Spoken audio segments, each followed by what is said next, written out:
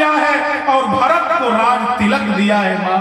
अब राम और सीता जी के साथ में बचपन से रहता हुआ आया हूं, तो अब मैं वो जंगल जा रहे तो मैं उनके बगैर कैसे रह पाऊंगा माँ अयोध्या में।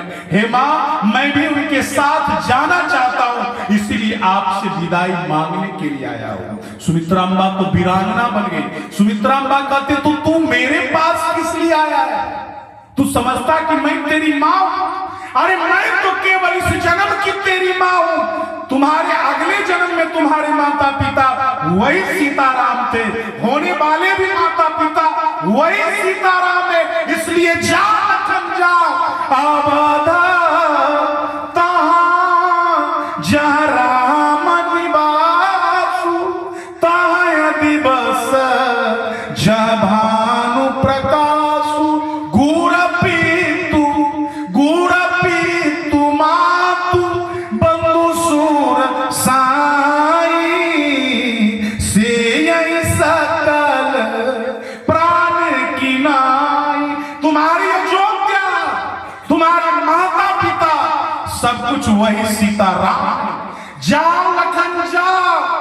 ए लखन, मैं आज पुत्रवती कहला गई, मैं आज पुत्रवती कहला गई। जानते हो लखन, इस संसार में बच्चे तो सभी महिलाएं पैदा करती है, लेकिन पुत्रवती कहलाने का अधिकार सबको प्राप्त नहीं है।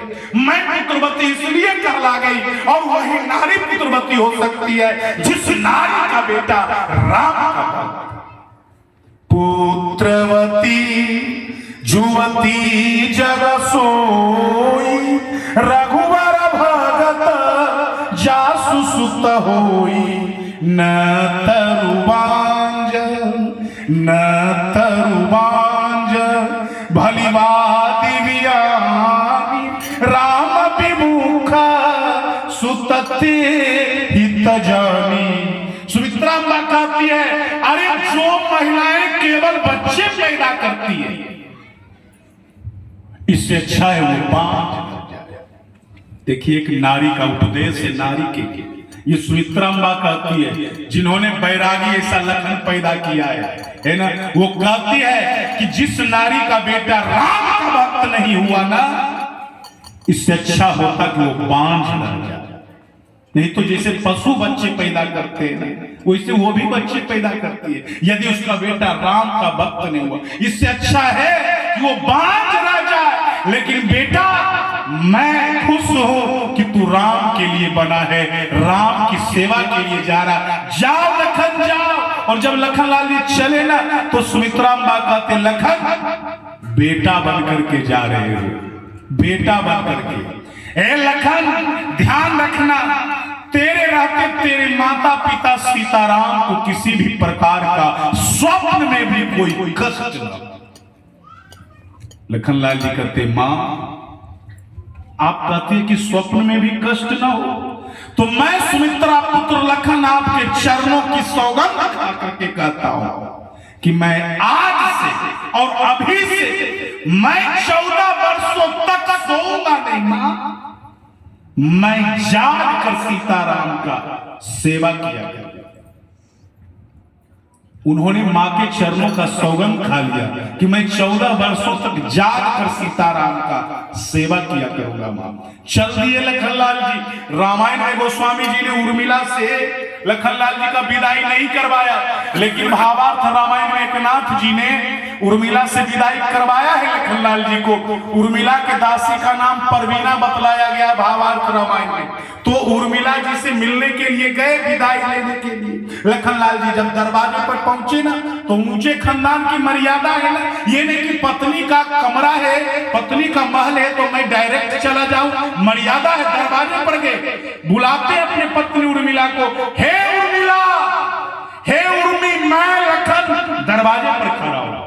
और वो उस समय चित्र बना रही थी। रघुकुल में कई माता और उर्मिला जी चित्रकला में अत्यंत निपुण थी, तो उर्मिला के दासी का नाम परवीना बतलाया गया भावार्थ रामायण में। तो एक चित्र बना रही थी, और वो चित्र बना रही थी ना, तो जब लखनलाल जी ने आवाज दिया, हे उर्मिले, तो उर्मिला को लगा ये तो स्वामी का आवाज, और स्वामी लगता है दरवाजे पर है। स्वामी दरवाजे पर है, तो वो जो जल्दबाजी में जल्दबाजी में जो लखनलाल से मिलने के लिए चली ना, तो वो जो बरस था जिससे वो रंग भर रही थी चित्र में, वो चित्र पर उल्टा सीधा खिंच गया और वो चित्र बिगड़ गया।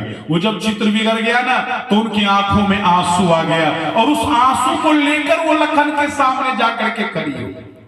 लखनलाल कहते उर्मिला, लखन की पत्नी उर्मिला के आंखों में आंसू, क्या बात है उर्मिला? उर्मिला कहते स्वामी कोई बात नहीं। लखनलाल जी कहते नहीं कोई बात तो है उर्मिला, बताओ क्या बात है?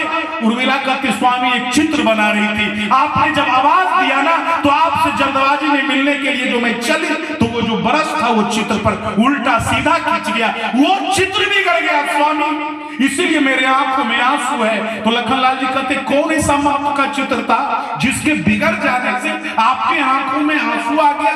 उर्मिला कहते स्वामी सुबह में भैया राम सीता जी के साथ जो राजगद्दी पर बैठेंगे ना, तो मैं राम सीता जी के राजगद्दी पर बैठने वाला चित्र बना रही थी और वो चित्र मैं अपने पिता जनक को मैं भेजने वाली थी दूतों के द्वारा। स्वामी राम सीता के सिंहासन पर बैठने वाला चित्र बिगड़ गया और इसीलिए मेरे आंखों में आंसू।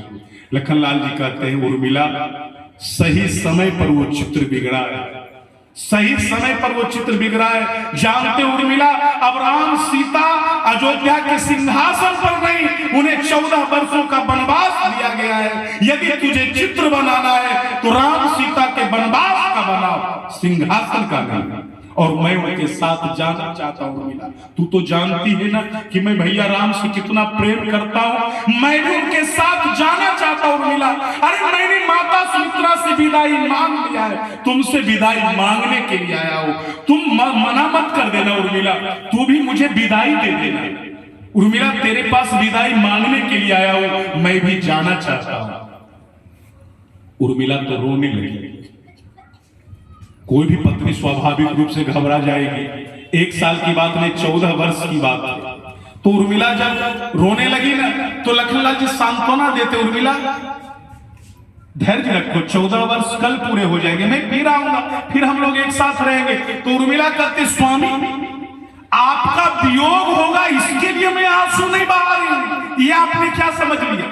अरे आपका वियोग होगा इसके लिए मैं आंसू नहीं बहा रही हूं। हे स्वामी, अयोध्या की रक्षा के लिए, अयोध्या के सम्मान के लिए 14 वर्ष कौन कहे?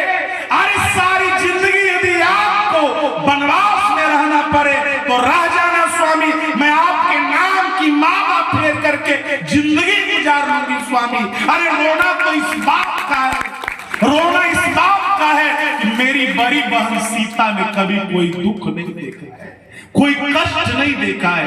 अरे वो पलंग से नीचे अपना अयोध्या में पैर नहीं रखी है, पलंग पीठा